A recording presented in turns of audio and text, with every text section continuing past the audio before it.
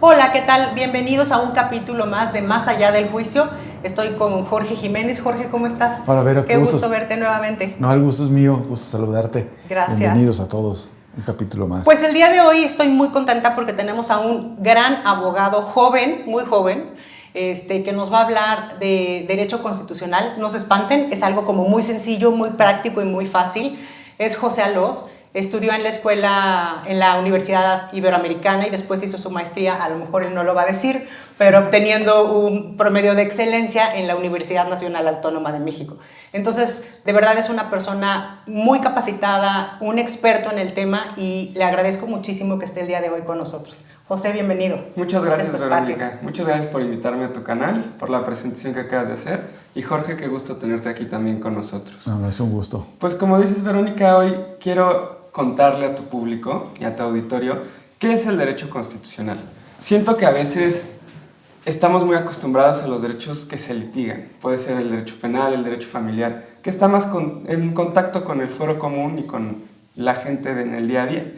Escuchamos derecho constitucional y decimos, bueno, ¿y este monstruo nuevo qué significa, no? ¿Para qué nos sirve? Pero se darán cuenta que todos los tipos de derecho que ustedes puedan tener se fundamentan en la Constitución. Y el derecho constitucional precisamente estudia y analiza la Constitución, pero no en una cuestión de vamos a aprendernos los artículos, como se hacía antes, ¿no? En la vieja escuela. Claro que te los tienes que aprender, pero es más un análisis estructural y funcional de nuestra Constitución y del Estado. No sé si tengan como alguna duda encaminada ahí. Si no, les podría platicar de la división de poderes, que es de donde parte la Constitución. Sí, yo creo que platícanos de la división de poderes y de ahí vamos un poquito caminando hacia este tema de la Constitución y su fundamento, porque tal vez si te metes mucho al tema de qué es la Constitución, cuál es el fundamento de la Constitución, nos metemos a un tema muy técnico, muy jurídico. Exacto, mejor vayamos desglosando, ¿no? Perfecto, pues miren, así contándolo sencillo para no hacerlo tan jurídico. Básicamente la Constitución está dividida en dos. Casi cualquier constitución del mundo y las constituciones democráticas tienen dos divisiones. La primera parte vienen todos los derechos humanos, de los que gozan todos los ciudadanos y todas las personas que estén en México, sean o no mexicanas. La segunda parte es ya una cuestión estructural, cómo se conforma el Estado. Y eso es de lo que les quiero hablar hoy. Básicamente el Estado, hay que entender que hay la parte del Estado y la parte del gobierno. Perdón que te interrumpa. Cuando dices Estado, ¿hablas de México como país? Sí, okay. Exacto. No de los estados. Es como Sonora o Sinaloa. Sí, ¿no? Qué bueno que me lo preguntas, Verónica. Es muy interesante. Hablamos del Estado mexicano como país. Recuerden que nosotros somos una federación. La federación hay muchos estados que al interior son independientes, pero al exterior se unen para ser uno solo. Por eso nuestros distritos, digámoslo así, se llaman estados, por ser una federación. Y si bien ellos también tienen una composición estatal, ceden parte de su soberanía para formar parte de la federación y ser una nación más grande. Ahora, en estos estados, como les comentaba, tenemos el Estado y el gobierno. Por ejemplo, tal vez alguien haya tenido esta duda de ¿por qué en Inglaterra hay un rey y un primer ministro? ¿O por qué en España hay un rey y hay un primer ministro?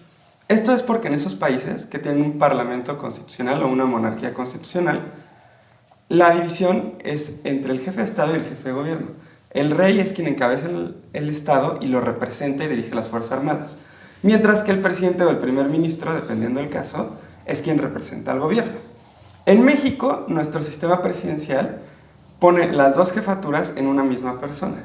Por eso la presidenta Claudia Sheinbaum es jefa de Estado y jefa de gobierno.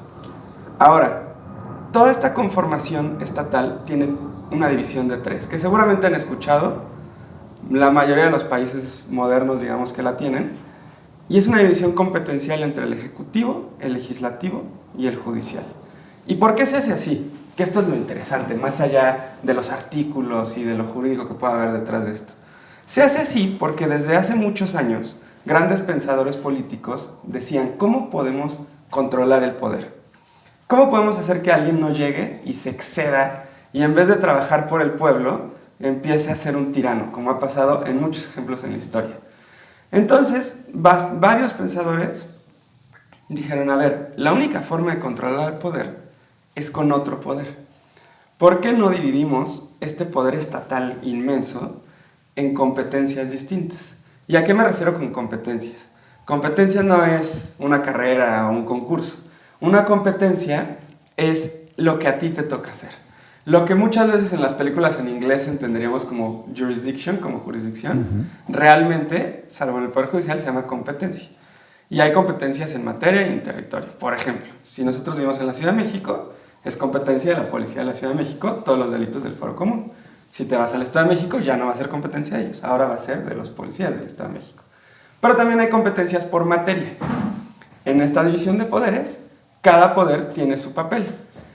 El legislativo, y en un momento quiero ahondar más en esto, pero solo como muy resumidamente, el legislativo tiene la competencia de debatir la cosa pública y hacer toda la creación normativa, es decir, expedir leyes si lo consideran necesario. El judicial, su competencia, ¿cuál es? Es resolver controversias. Si tú llegas con un problema, vas con un juez. Y el ejecutivo, ¿cuál es su competencia? Es gobernar, ejercer esta representación hacia afuera como jefe de Estado y este gobierno hacia adentro como jefe de gobierno.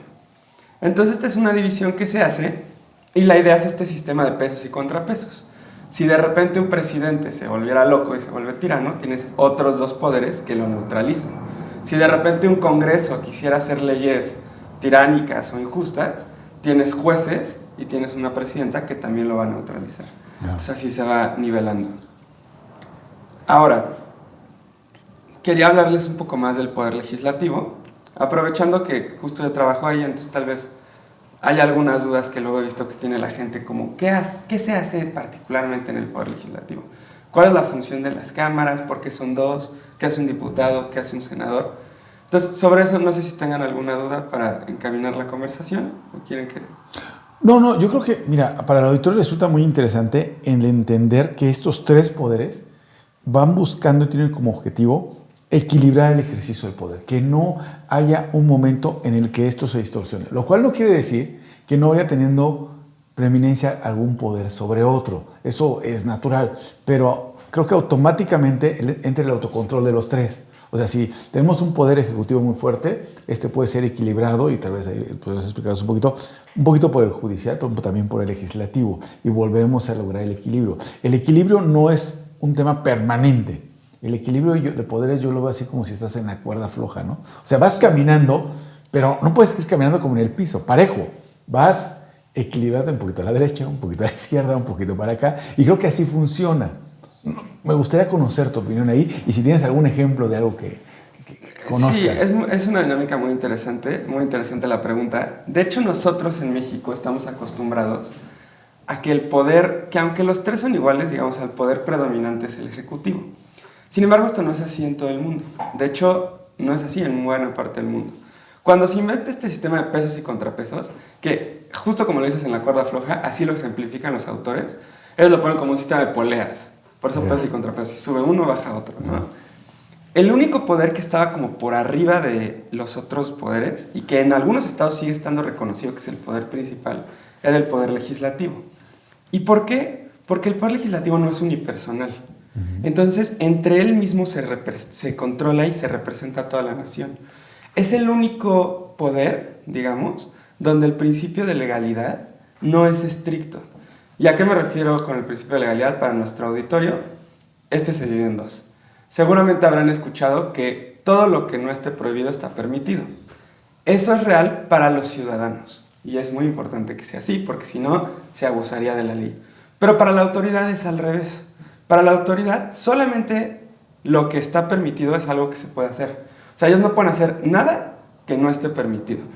El único poder donde eso se rompe un poco es en el poder legislativo. ¿Y por qué? Porque como ellos tienen la mayoría y ellos representan al pueblo, si bien no pueden de repente ir en contra de la ley, sí pueden hacer acuerdos políticos para mover un poco el reglamento, mover un poco la ley, o incluso, si no les gusta una ley, la pueden cambiar. Claro, este cambio no es retroactivo, o sea, no afecta a lo que había pasado antes, pero sí afecta a lo que va a pasar en el futuro. Entonces, como decías, siempre hay un poder predominante. Muchas veces el legislativo, en todas estas monarquías constitucionales o sistemas parlamentarios. En México, claro que el poder predominante es el ejecutivo. ¿Por qué? Porque somos un sistema presidencial. Es igual así aquí como, por ejemplo, en Estados Unidos, donde sí hay un gran peso de las cámaras, pero quien lleva un poco la batuta es el Ejecutivo. Sin embargo, se puede nivelar, y algunos ejemplos lo hemos visto en el pasado. Yo no me quiero poner tan técnico como en jurisprudencias, pero seguramente el auditorio ha visto de repente que el Poder Legislativo hace una ley, pero que viene mal o que va en contra de la Constitución. Entonces el Poder Judicial, a través de controles de constitucionalidad, puede decirle, ¿sabes qué? Esta ley es inválida y la voy a expulsar del sistema jurídico. Incluso ahora los jueces, cualquier juez, si considera que una ley va en contra de derechos humanos, pueden aplicarla. Claro, la inaplicación es en su caso particular. Claro. Recuerden que el Poder Judicial trabaja con casos particulares. Ellos no se pueden meter a algo que no les llegó. Y para que se expulse, sí lo pasa el Poder Judicial, pero ya no es cualquier juez, ahí sí tiene que ser la Suprema Corte. Ese sería un ejemplo, pero al revés también hay otros. Ha habido casos en los que la propia Suprema Corte o el Congreso quieren exceder sus facultades, sus competencias, como les decía, y entonces el Poder Ejecutivo los frena, haciendo que este sistema de pesos y contrapesos funcione. ¿Y por qué es así? Y ese es el principio de la democracia, más allá de votar, que claro es democrático y es muy importante, pero esto es el núcleo de la democracia. O sea, la democracia no solo es votar, es que los poderes se contrapongan unos con los otros. Oye, me parece eso muy interesante porque sí, efectivamente, este equilibrio se va dando y es un equilibrio vivo que tenemos en México desde hace muchos años. Pero también hay un tema por ahí, que te voy a llamar así como últimamente muy místico, o lo hubo, que es el tema de colaboración entre los poderes y la plática entre los poderes. El tener diferencias no quiere decir que no haya comunicación, al contrario. Podemos tener diferencias y los que tenemos diferencias debemos comunicarnos unos a otros y debemos de encontrar coincidencias. En esta plática, cuando los poderes tienen diferencia, deben tener comunicación. Hay medios institucionales de comunicación. Digo, a lo mejor el Ejecutivo tiene una política y no está de acuerdo el Legislativo. No podemos enfrentarlos. Me parece que no sería el mejor medio, sino que tiene que haber colaboración entre ellos, igual con el Judicial y todo. ¿Tú qué opinas o qué medios ves ahí? Pues mira, claro que en un estado tan grande con tantos órganos y tantas instituciones, esta división es teórica y competencial, pero por supuesto que todos los poderes se coordinan y trabajan juntos todos los días. O sea, no es una cuestión de que en este tema vamos a ir juntos, no. Claro. Todos los días los tres poderes se coordinan y no solo eso. Hay otros poderes que, digamos, no son los tres principales, pero no dependen de ninguno de los tres principales. Digamos, son como poderes chiquitos abajo de los tres principales que tienen materias muy específicas. Para poder ser uno de ellos tienes que estar en la Constitución. La Constitución lo tiene que avalar, es la única forma. Y por eso se llaman órganos constitucionales autónomos. Y el nombre suena un poco rimbombante, pero se explica muy fácil. Son órganos porque son instituciones del gobierno. Son constitucionales porque, como les comento, tienen que estar en la propia Constitución para poder existir. Y son autónomos porque no dependen directamente de un poder. Esto se da en materias muy técnicas o donde es preferente que la política no llegue. Como, ¿cuáles pueden ser, por ejemplo? El Banco de México es autónomo, el INE también es autónomo, la Fiscalía General de la República, que si bien podría parecer cercana al Ejecutivo o al Judicial, realmente también es autónoma. Y todos estos tres poderes, más los órganos constitucionales autónomos, se coordinan día a día. Pensemos en el que ustedes quieran. La Fiscalía. Pues claro que la Fiscalía tiene todo que ver con el Poder Ejecutivo, ya que es quien tiene a las policías que le llevan la investigación. Que también tiene todo que ver con el Judicial, porque bueno, la Fiscalía va a presentar sus casos ante el Poder Judicial. Claro. Entonces hay una coordinación directa.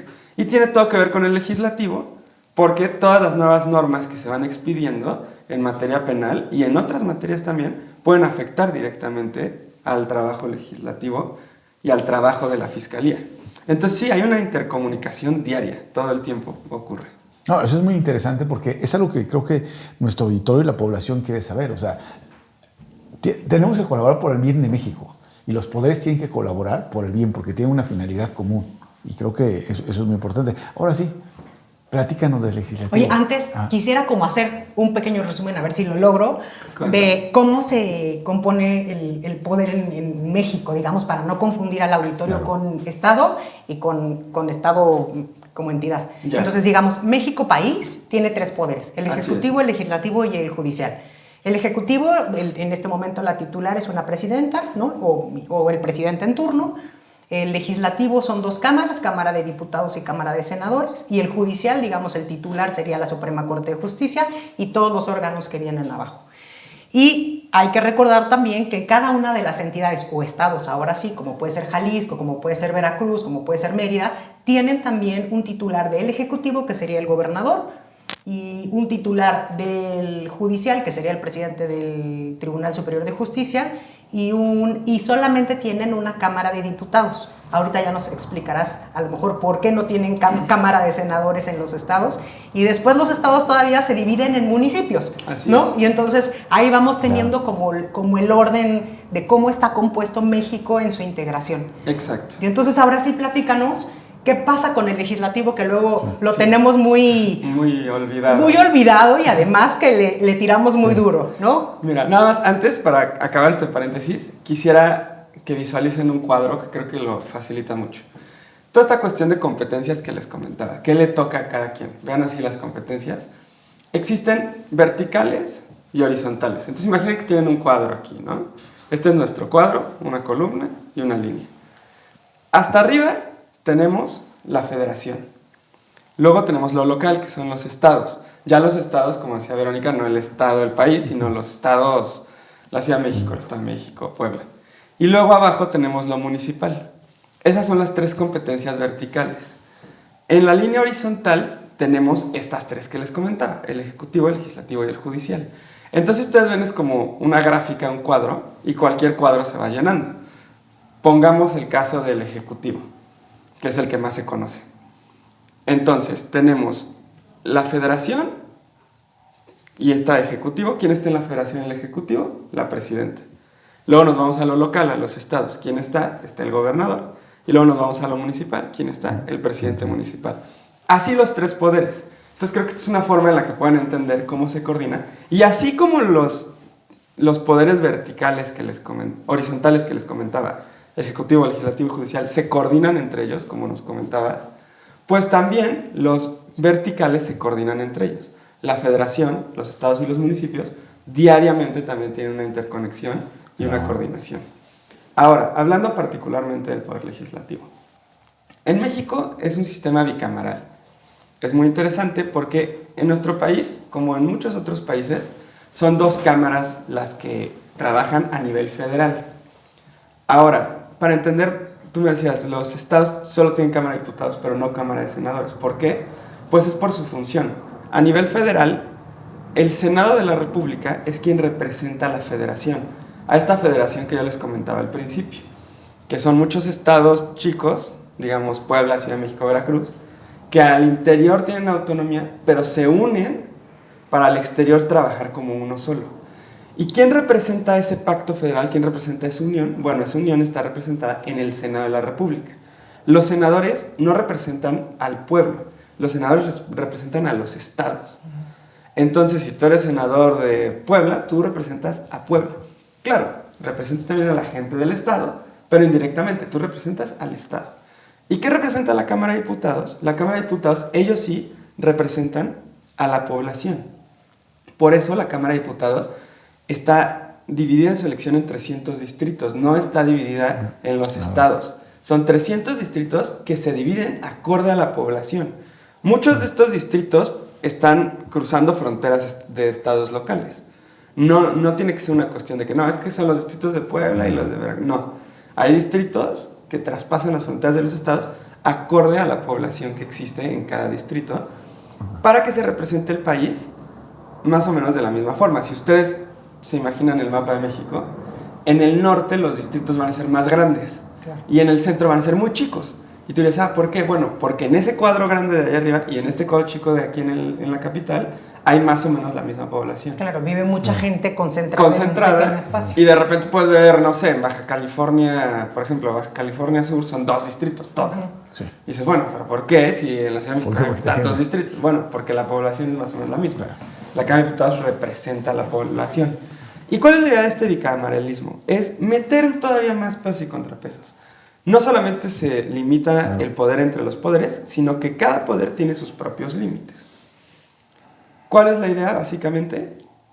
En una cámara, generalmente no importa cuál sea, salvo algunos casos que ahora les cuento, tú presentas una iniciativa, digamos, para reformar una ley o para expedir una ley. La tiene que aprobar una de las cámaras, indistintamente de cuál sea. Y una vez que se aprueba, se hace una minuta y se va a la otra cámara. Y la otra cámara también la tiene que aprobar. Claro, este juego no es así, generalmente no es tan fácil de, ya aprueba aquí, ya aprueba acá, ya. No. Generalmente se aprueba aquí, acá lo cambian, entonces tienen que volver a aprobar aquí y aquí lo van a cambiar y es... Pero ese peloteo, esa dinámica hace que el derecho se fortalezca y también controla a los propios legisladores, que son quienes, como les decía, en el Senado representan a la Federación, en la Cámara de Diputados representan al pueblo. Ahora, también me gustaría hablarles cuál es la función de los legisladores, qué es lo que ellos hacen. Porque generalmente pensamos que solamente hacen leyes.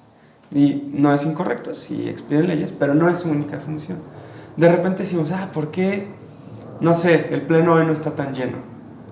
¿O por qué los diputados están fuera de la Cámara de Diputados y pues ahí es donde trabajan, ¿no? ¿Cuáles son estas funciones y estos papeles que hacen?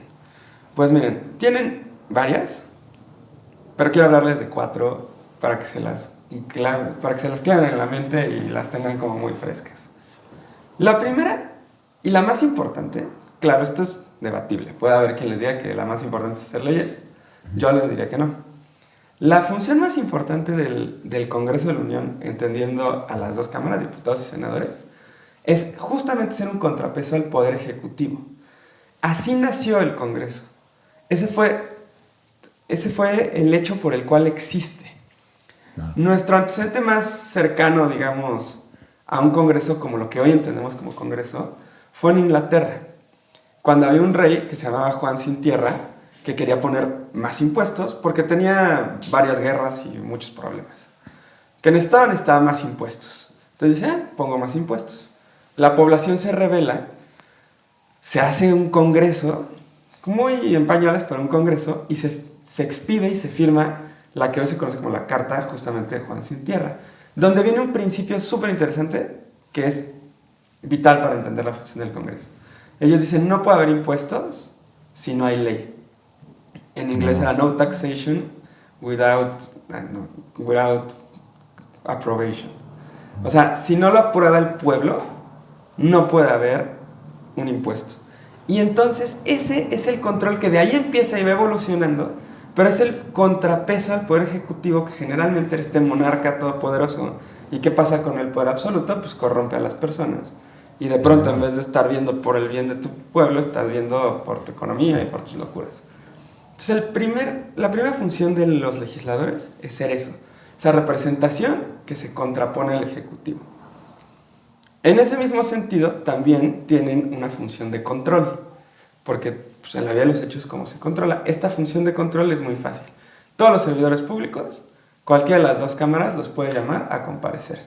Y una vez al año, la Presidenta de la República tiene que entregar un informe de todo lo que ha hecho a lo largo del año, y a partir de ahí se hace una cosa llamada la glosa del informe, donde el Congreso llama a distintos secretarios de Estado, o no solo secretarios de Estado o gente del gabinete ampliado, como no sé, el director de Pemex o el asesor jurídico de la Presidencia de la República, y les preguntan, les dicen, a ver, aquí tú me mandaste esto, como si fuera un trabajo que entregas en la universidad.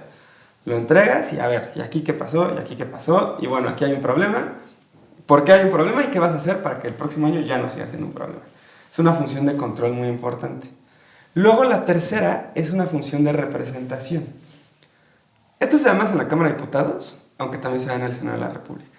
Imaginen a 500 personas, 500 diputados, mitad hombres, mitad mujeres, que representan y vienen de toda la población de México. Todo lo que hay en cuestión poblacional en nuestro país está en la Cámara de Diputados.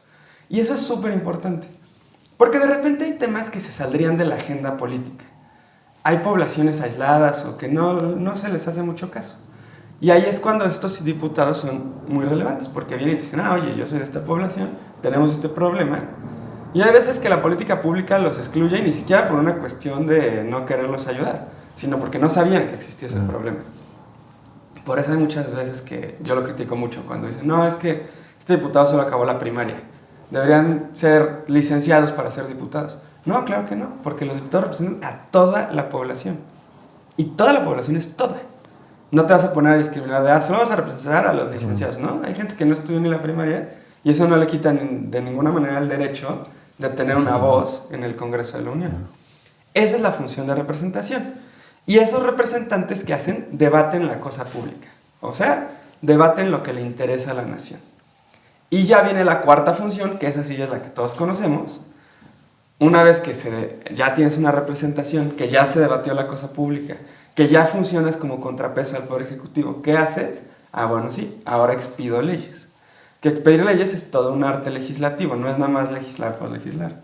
De hecho, las leyes, cuando tú haces una ley, lo primero es ver una problemática, pero lo segundo inmediato es hacer un estudio profundo de si esa problemática se puede solucionar o puede mejorar con una ley.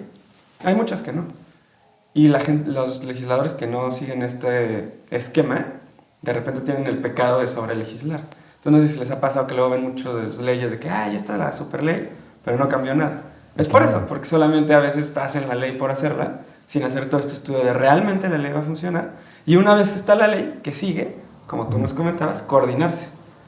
Pues ¿qué crees? El que tiene que aplicar la ley es el Ejecutivo. Y el que tiene que resolver controversias a partir de esa ley es el Judicial. Entonces vamos a hacer toda una coordinación interinstitucional para que se solucione la problemática. Oye, eso es muy interesante, pero algunas leyes también implican gastar dinero. Claro. Exacto. Eso también lo revisan, ¿eso cómo lo discuten? Pues mira, aquí es curioso, uno podría pensar, llega un diputado, por ejemplo, y con los 500 se pone a platicar el dictamen, si eso no, sería muy complicado. Es mucha gente y no se pueden poner de acuerdo tantos. Lo que hay mucho en las cámaras es una cosa que se llaman comisiones. Imaginen que las comisiones son unas oficinas especializadas. Entonces, no sé, tú me dices una ley que implica presupuestos. Entonces esa ley se va a ir a la Comisión de Hacienda y Crédito Público. ¿Y quiénes hay en esa comisión? Los diputados o los senadores que saben de la materia hacendaria, pero no solo eso. Va a haber técnicos especialistas en materia hacendaria, claro. Y además va a haber un enlace entre la Cámara y la Secretaría de Hacienda y Crédito Público. ¿Para qué? Para hacer todo un estudio, hacer un dictamen, se le llama, que es el estudio de esa iniciativa, y decir, mira, está buena la idea, pero aquí hay que cambiarla, aquí hay que hacerle, porque si no haces el dictamen, ¿qué es lo único que pasaría? Tú expides una ley y así nos dicen, no, pues no es viable porque no hay presupuesto. Entonces, para evitarnos este juego de ir y venir, las comisiones dictaminan, ahí es el trabajo técnico profundo de la legislación, y una vez que está dictaminado, ya se pasa al pleno de la Cámara. A ver, pongamos un ejemplo. Ustedes van a reformar la ley y sugieren que todas las escuelas en este país tengan al menos 10 computadoras, ¿no? Perfecto. O sea, por poner un ejemplo sencillo. Evidentemente, ustedes no tienen el presupuesto para surtir a las escuelas de esas computadoras, entonces tendrían que verlo con la Secretaría de Hacienda y Crédito Público para ver si existe, o con la Secretaría de Educación, no sé cómo funcione, exacto, para ver si existe el presupuesto para poder, digamos, surtir a todas las escuelas de este país con mínimo 10 computadoras. Así es, y este enlace con la Secretaría es a través de las comisiones. Okay. Muchas veces tu ejemplo es muy bueno porque tú dirías, ¿a qué comisión lo mando? ¿A la de Hacienda, porque necesito dinero? ¿O a la de Educación, porque es educación? Pues, ¿qué creen? O a la de niños y adolescentes. Claro. Pues claro. O a la de Ciencia y Tecnología. Ajá. Pues hay comisiones unidas. Tampoco puedes unir 10, hay un límite. Ya sería el pleno, ¿no? Ya sería el pleno, sí. Sí, pues ya, ¿no? Pero tienes 10, tienes 5 comisiones máximas, pero generalmente no son tantas, generalmente son 3, sin contar la de análisis legislativo o puntos constitucionales, que es otra comisión aparte que solo revisa que toda la redacción tenga una estructura legislativa idónea, ¿no? Pero eso ya es como más jurídico. En los hechos, en este ejemplo que das, sería muy interesante. Haríamos comisiones unidas o ni siquiera comisiones unidas. Puede ser que el dictamen lo traigan 2 comisiones. O que el dictamen lo traiga una comisión principal, pero se pide una opinión a una segunda comisión. En este caso, ¿qué se haría? Se mandaría a la Comisión de Educación y yo diría que solo se le pediría una opinión a la Comisión de Hacienda y Crédito Público. Entonces la Comisión de Educación te va a decir si es viable, si es algo que funciona, si es técnicamente posible, si las escuelas están equipadas. Y si no, no es como de que no y ya, es algo como lo podemos resolver, ¿no? Con una opinión de la Secretaría de Hacienda y Crédito Público que te diga en cuestión presupuestal cómo está. Como se imaginarán, la Comisión de Hacienda tiene 1000 opiniones, porque pues, casi todo, salvo las iniciativas, se les llaman nobles, que no implican el presupuesto, pero son las menos, la mayoría tiene que ver con dinero. Como cualquier decisión, ¿no? Es igual que una casa, si tú quieres hacer algo que esto tiene que ver con dinero. Entonces, hay que preguntarle a la cartera si está buena la idea. O como idea es muy buena. Si aguanta o no aguanta, ¿verdad? Pero cómo está la cosa, exacto. Y entonces así se va formando todo este procedimiento legislativo, y ya que pasa a las comisiones se discute ya en el pleno, y como les decía, se hace la minuta, se va a la otra cámara, y una vez que ya se declara la constitucionalidad de una nueva norma, la presidenta la tiene que firmar y publicarla en un diario que se llama Diario Oficial de la Federación, pero básicamente imaginen que ya está con la firma de la presidenta y la publica como si fuera en el cartel para que todo el mundo se entere de que ya hay una nueva ley. Oye, qué interesante, pero a ver, aquí creo que hay algo que me gustaría enfatizar. El proceso legislativo es un proceso complejo, es un proceso en donde las cámaras y las comisiones y la propia función legislativa que tiene cada legislador te va llevando a que hay un propio sistema de pesos y contrapesos y de visiones, pero también en donde cada ley es meditada desde diferentes puntos de vista, en donde se está aportando, porque a veces creo que queda la opinión en la población de, oye, entró y salió, o sea, como si hubiera sido, una pizza, ¿no? Que la metes de un lado y cae del otro y dices, ahí está, y no. Adentro pasaron muchas cosas y eso me parece muy interesante. Tú, en tu experiencia legislativa, ¿cómo ves ese sistema? ¿Cómo lo palpas que está ocurriendo en la labor legislativa actual? O sea, cada legislador, ¿cómo participa? ¿Cuál es su función ahí? Pues es muy interesante lo que dices. Justamente se analiza desde distintas perspectivas y aquí metería como 2 aspectos. En primer lugar, antes de entrar a los legisladores como tal, hay que recordar que no solo los legisladores pueden presentar una iniciativa. Hay otras personas que también lo pueden hacer. ¿Y quiénes son? Están, obviamente, todos los diputados y todos los senadores. Está la presidenta de la República y están los congresos locales, pero como congreso. O sea, no un congresista local, sino el Congreso de Puebla, si lo vota así. Y también ciertas áreas en materias especializadas. Por ejemplo, la Fiscalía, pero solo en cuestiones de Fiscalía, ¿no? La Comisión Nacional de Derechos Humanos puede emitir ciertas opiniones legislativas, obviamente también, solo en su materia. Entonces, esta pluralidad ya te permite que de repente lleguen iniciativas que no salen de la Cámara de Diputados, que son más técnicas. Por ejemplo, mucho del presupuesto se construye en Hacienda, ya luego llega a la Cámara de Diputados cambian cosas, pero la construcción original viene de la Secretaría de Hacienda. Es algo muy técnico. En la cuestión de diputados, esa es la importancia de la representación. El papel de cada diputado es representar a su distrito y a su población. Y no solo eso, hay diputados que representan incluso ciertos movimientos. Por ejemplo, tenemos diputados que pertenecen al grupo LGBT+. Ellos no solo van a representar a su distrito, sino que a veces también traen a la agenda pues toda la cuestión de derechos de la población LGBT+, ¿no? Entonces dicen, pues ¿por qué no metemos una reforma para cambiar? Así empezó todo el matrimonio igualitario que hoy ya está regulado, pues empieza con estos diputados que traen a la agenda política las problemáticas de ciertas poblaciones. O no sé, también hay algunos diputados que sufren una discapacidad. Ellos seguramente van a empezar a impulsar una agenda para que haya más rampas en las oficinas federales, claro, o para que haya más ayudas, o lo que sea, ¿no? Pero traen ya estas ideas de un sector específico. Sí. Y ahí es donde se va mezclando y ahí es donde te das cuenta que es importante. Tal vez a veces diríamos, como que son muchos congresistas, ¿no? Para aprobar una ley con 30 estaría bien. Pues puede ser que solo para aprobarla sí, pero es que no solo es aprobarla, es esta representación, es meter estas ideas, es hacer estos análisis, es irse a comisiones, es el debate legislativo que se da. Incluso ahora que hay una mayoría en la Cámara, en las 2 cámaras, sigue habiendo un debate que siempre nutre a todos los dictámenes. Aunque haya una mayoría calificada, se siguen nutriendo los dictámenes con el debate de la oposición. Siempre por eso es muy importante tener una pluralidad en las cámaras. Una pregunta, un ciudadano de a pie, así como yo, ¿puedo llegar a tocarle la puerta al diputado que me representa Sí. y qué puedo lograr? O sea, como ciudadanos Sí. particulares, ¿qué podríamos hacer o qué le podríamos ir a pedir directamente a nuestro diputado? Porque nadie sabe, normalmente nadie sabe ni quién es su diputado, ni dónde lo localiza, es cómo le hacemos. Sí, es verdad, Verónica, es una pregunta muy interesante. Justo nadie sabe, generalmente se vota por el partido cuando votas por diputados. Lo que la gente tiende a hacer es elegir a un candidato presidencial y ya luego vota el partido.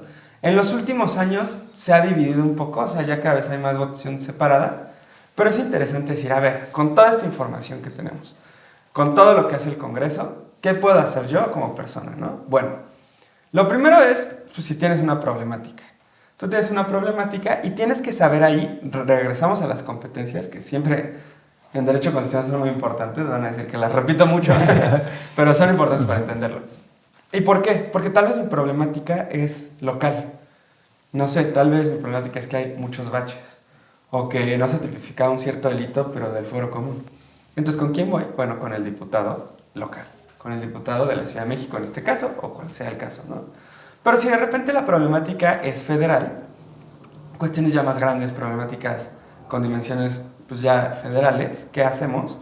Vamos con nuestro diputado, nuestro senador, ya federal. Y sí, todos los diputados tienen una oficina de enlace. Por eso, por ejemplo, la Cámara de Diputados solamente legisla generalmente 2 días a la semana. Ahora serán más porque estamos en una cuestión del presupuesto y bueno, ahí es diferente, pero generalmente son 2 días a la semana. Los demás días no es que los diputados se vayan de vacaciones, se regresan a sus territorios, se regresan a sus distritos y tienen una oficina que es el enlace de ese distrito. Tú te presentas a esa oficina, das tu problemática, das tu sugerencia y sí, el diputado te va a recibir, va a platicar contigo y si es una idea viable, justamente van a ver cómo se puede resolver.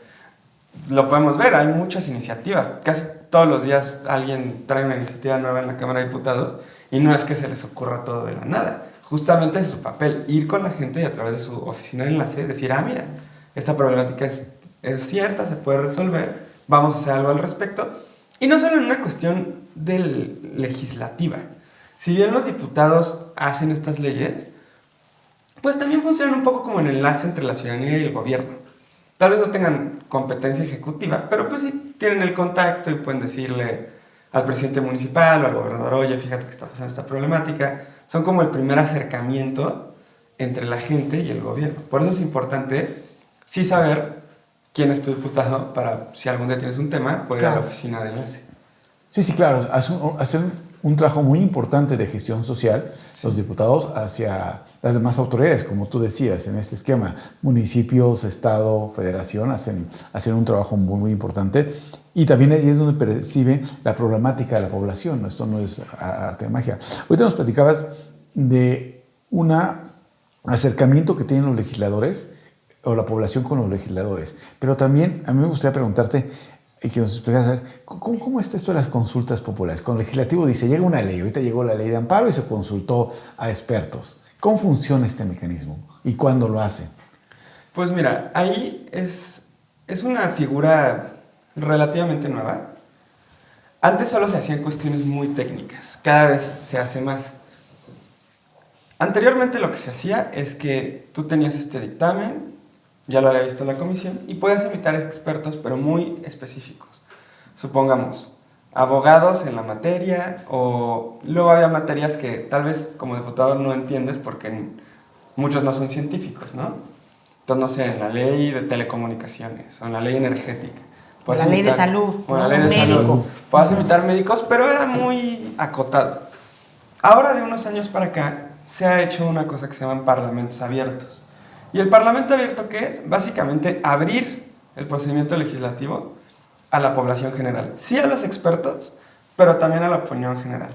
Entonces, si ustedes se meten a las páginas de los congresos, muchas veces te dicen, va a haber un parlamento abierto tal y tal. Y si tú consideras que sabes o tienes una opinión, te inscribes.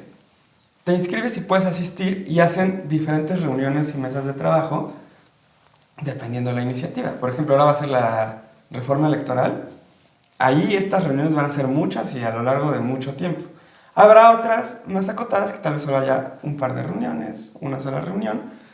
Va dependiendo de la importancia y de la relevancia del cambio legislativo que se quiera hacer.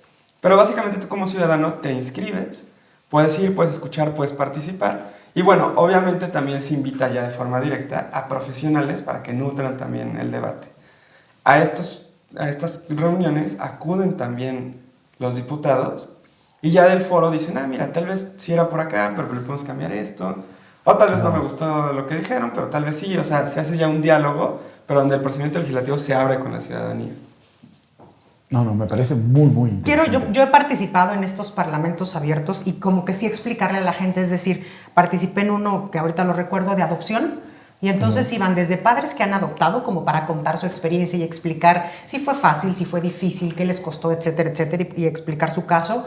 Instituciones que acogían niños, ¿no? Cuál era también la problemática que ellos veían, y finalmente abogados que llevábamos el tema de familia. Entonces sí se hace muy nutrido porque realmente conoces la opinión de los padres que van a adoptar, de los que pasaron por todo este proceso que a veces nos resulta engorroso para poder llegar a adoptar, las instituciones qué problemática tienen al recibir a niños y no poderlos dar en adopción rápido, y los abogados con qué trabas nos encontramos en el camino para poder concluir la adopción. Entonces, sí me parece que esto es muy importante y es un trabajo que ustedes hacen constantemente y a lo mejor deberían de darle un poquito más de difusión para que el ciudadano se entere y a lo mejor si hay un tema, no sé, que pueda ser de educación, de salud, de lo que sea, la gente pueda participar, apoyar, inclusive escuchar a los expertos en el tema, ¿no? Exacto, y eso es muy importante porque como te pasó a ti, como pasa en muchos otros foros, estos foros del Parlamento abierto sí acaban impactando. A ver, no siempre lo que diga el experto va a cambiar la norma, hay veces que no. Tampoco hay que frustrarse si vas y, claro. No pasa. Sí, claro. O de repente nada más cambian un renglón. Pero pues así es el trabajo legislativo, le pasa igual a cualquier congresista, a cualquier diputado o senador, que tiene una idea y dice, bueno, pues al final nada más fue esto o aquello. O otras que de pronto sí nutren el dictamen y dicen, no, sí es cierto, tenías aquí un punto muy importante que no habíamos visto, claro. Lo vamos a cambiar todo. Pero es importante que sepan que estos foros sí impactan en la norma. O sea, no es nada más el show de que vengan expertos, sean ciudadanos y hablen y pasamos lo que queramos. No, sí de verdad hay un impacto que se refleja en la norma.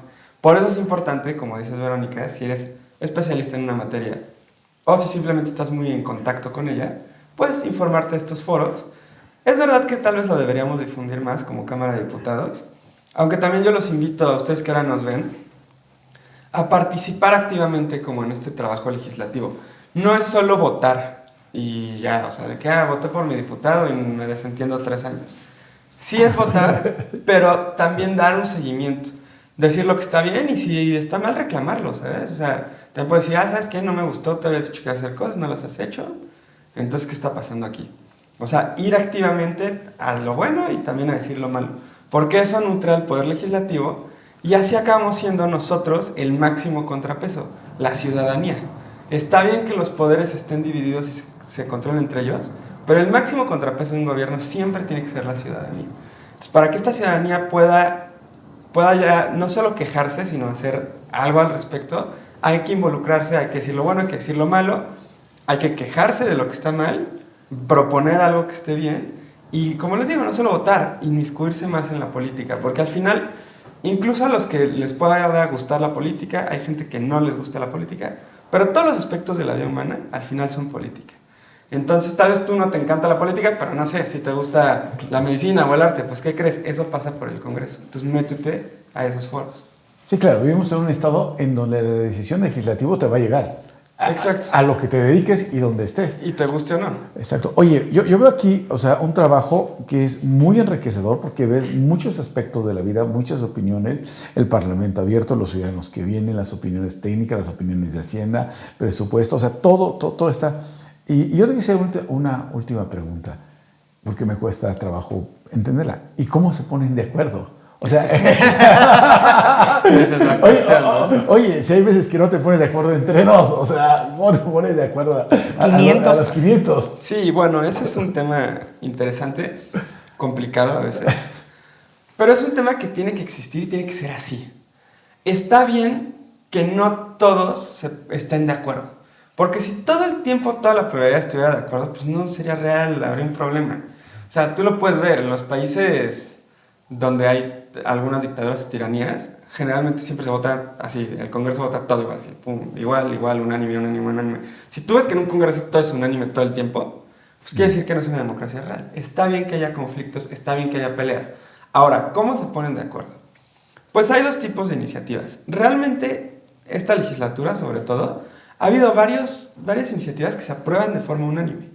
Porque hay cuestiones que le interesan a toda la nación. Claro. Y que no hay mayor tema, ¿no? Incluso siendo diferentes partidos, incluso siendo el partido mayoritario y la oposición, ha habido varios que pues se llega a un acuerdo. Tal vez la oposición te dice, mira, a mí me gustaría nada más cambiarle una cosa, se puede hablar. Y esta legislatura ha habido varias votaciones unánimes. Pero luego también tienes las que no, las que cuestan más trabajo. Aquí es donde tienes que negociar. Incluso ahora, porque por ejemplo, en este momento ambas cámaras tienen mayoría calificada. Solo para explicarlo rápido, tú puedes tener mayoría simple, que es de los que hay, ¿quién es el que más tiene?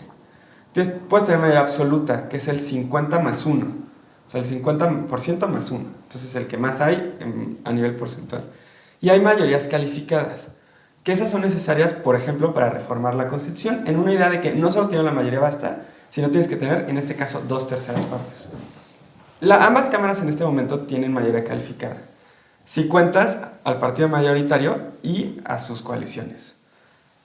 Aún en este momento, sí existe negociación. Porque, ¿qué pasa si tú dices, yo tengo mayoría calificada, va a pasar lo que yo quiera y me da igual?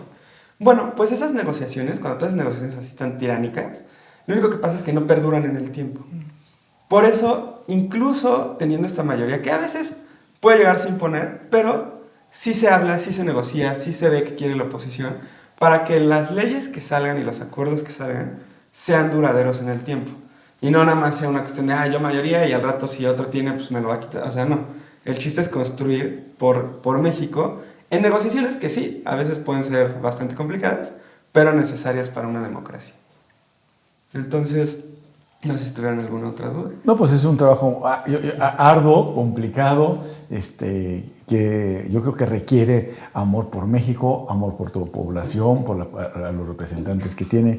Y antes de terminar nada más el programa, a mí me gustaría que le dieras un mensaje a la población de por qué valorar a sus legisladores, que los valoren de verdad, porque llevan un poquito de ese pedacito de su tierra, de ese distrito donde fueron elegidos, a una decisión que nos impacta a todos. Exacto, y creo que eso es lo importante. Y valorar lo que hay que valorar y criticar también lo que hay que criticar. Y eso es muy importante. O sea, así decir, mira, qué bueno que está la representación, pero vamos a usarla, vamos a aplicarla. Estas negociaciones que yo te contaba, o sea, es bueno que haya buenos diputados, buenas diputadas. Por ejemplo, ahorita en la Cámara de Diputados, el presidente de la Junta de Coordinación Política, él ha ayudado bastante, el diputado Ricardo Monreal, a que se impulsen estas negociaciones. Es bueno tener diputados que saben de derecho, que saben de política, pero pues habrá quien diga, ¿sabes qué? A mí me gusta esto, no me gusta aquello. Es importante criticar también en lo que no estés de acuerdo. Como les decía hace rato, y para concluir esta plática, eso es lo que esperaría que se den de aquí. Esta invitación a no votar y dejar la democracia morir ahí. O sea, la democracia se vive todos los días y la democracia se trabaja todos los días. No solo votar y ya, o hay gente que ni vota. No, sí informarnos, sí votar, sí saber quién es nuestro diputado, sí darle ideas, sí estar con él y, como dices tú, valorar el sistema legislativo.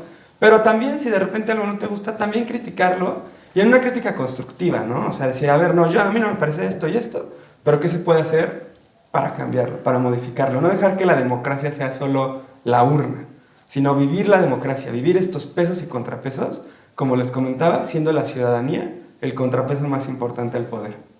Pues me parece muy interesante y les dejamos la invitación a todos los espectadores para que participen activamente, porque realmente no vale estar sentado en un sillón y en el sofá, ver el noticiero y criticar, o ver el TikTok y criticar, sino que realmente la gente se involucre, participe, se informe y conozca, porque esa es la única manera que vamos a poder avanzar en este país. Así Entonces, es. bueno, pues no me queda más que darte las gracias. Gracias por este tiempo, por este espacio.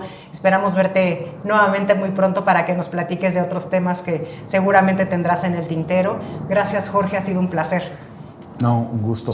Y pues muchas gracias a ustedes. Gracias, Verónica, por invitarme a tu canal. Jorge, un gusto platicar contigo. Y bueno, a todo el auditorio, muchas gracias por vernos y los invito a suscribirse al canal de Verónica. Muy interesante, la verdad. Gracias. Gracias. Que tengan bonito día.